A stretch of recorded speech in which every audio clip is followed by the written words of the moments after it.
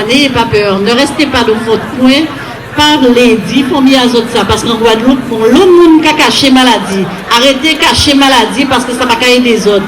Zola, Zoka, ruminer, Zotri, Zoka, tuer les autres même à petit feu.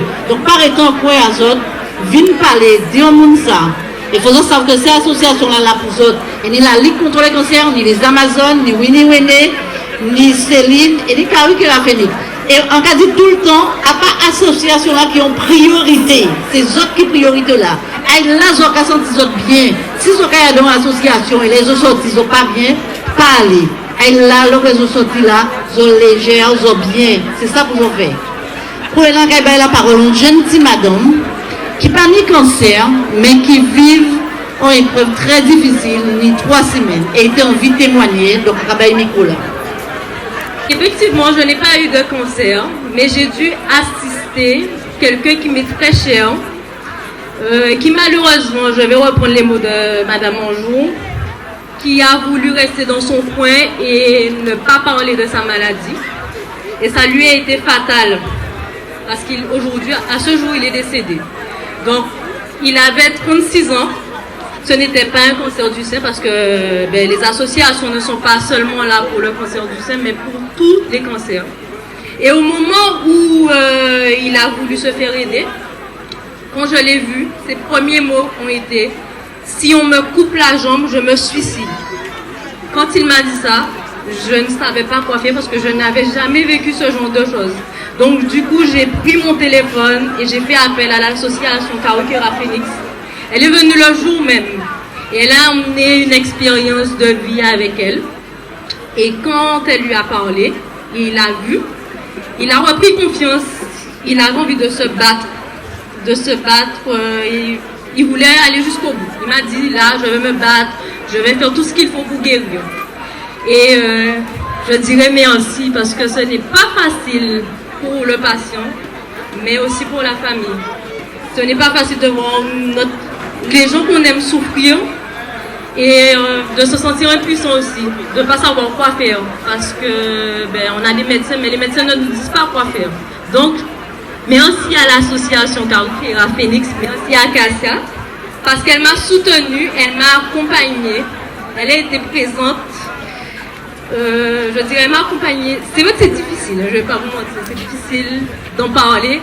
Mais toutes les fois où j'ai pu me retrouver à l'hôpital, ne sachant pas quoi faire, elle était présente en fait.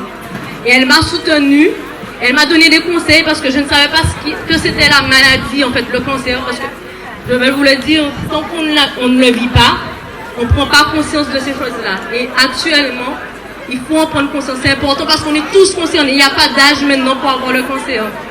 On est tous concernés. Il avait 36 ans, il avait des projets, il était rempli de vie. Mais malheureusement, n'ayant pas pris les choses en compte, il est parti. Donc voilà. Donc je remercie l'association, je remercie Cassia. Et vous tous, faites-vous dépister. C'est très important. Prenez en compte votre santé.